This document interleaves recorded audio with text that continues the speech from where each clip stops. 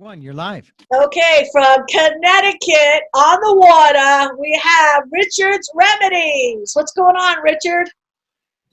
Nothing much. I wasn't 100% certain of what I was going to talk about, so I often like to listen to what everyone else has to say and sort of frame my remedy around that.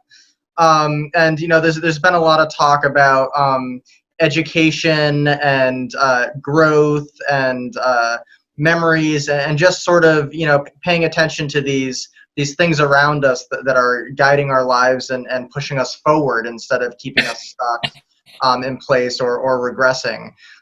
So one of the techniques or remedies that for me is most successful with this is called the mental diet. And the mental diet is not just being aware of our thoughts and monitoring them, but actually establishing a practice. And it actually is a remedy, and you would treat it like a bottle of supplements. Maybe you're taking your milk thistle for your liver or something, and you look on the back and it'll say, take 1 capsule 3 times a day. And it's the same idea with the mental diet. You set up specific times throughout the day where maybe you're not doing anything, and you keep an inner dialogue going with positive intentions, so that hopefully at least 50%, the goal is anywhere greater than 50% of your thoughts, you're reframing to be positive, to reflect the goals you have and the things you want in life. And you sort of shape it almost like a rant.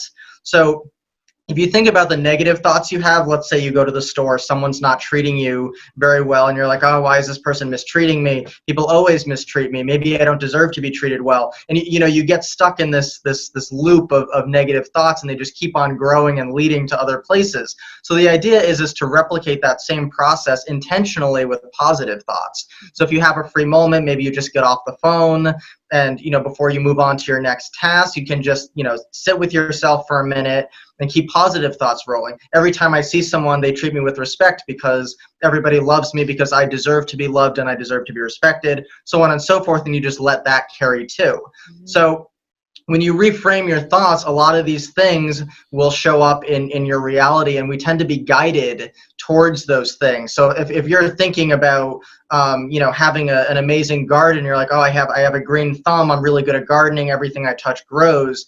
You will subconsciously be guided to, buy things or do things with the soil or do things with the plants that will allow you to have an amazing garden, because our thoughts are completely controlling us. So if we can monitor our inner dialogue and the stories that we're telling ourselves and keep it in a positive place most of the time with that mental diet, we'll go in positive directions and we will grow in ways you wouldn't even believe. Dominique, I know you got a value add to that.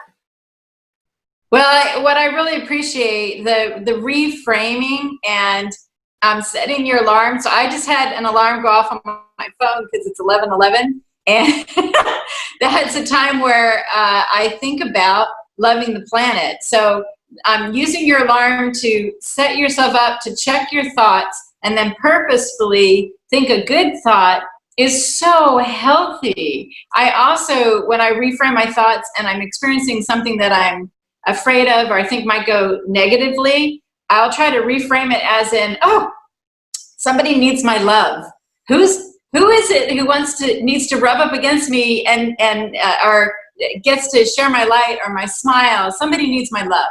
And I'm trying to reframe it that way. But I love that, Richard. I love using your phone or whatever devices to trigger you to just do a quick reset on the mental talk that's going on. Love it. It's important for our teens to really focus in on that, whether you set an alarm or whatever, because it's so easy to get in your head today.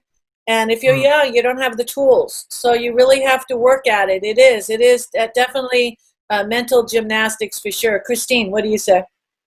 I say absolutely, and that not only does our body hear and believe every word we say, but like the universe, the world does. I always say I get great parking, and I get great parking everywhere. I don't know how that works, but with my tarot, that is what I do. I reframe for the positive for everything.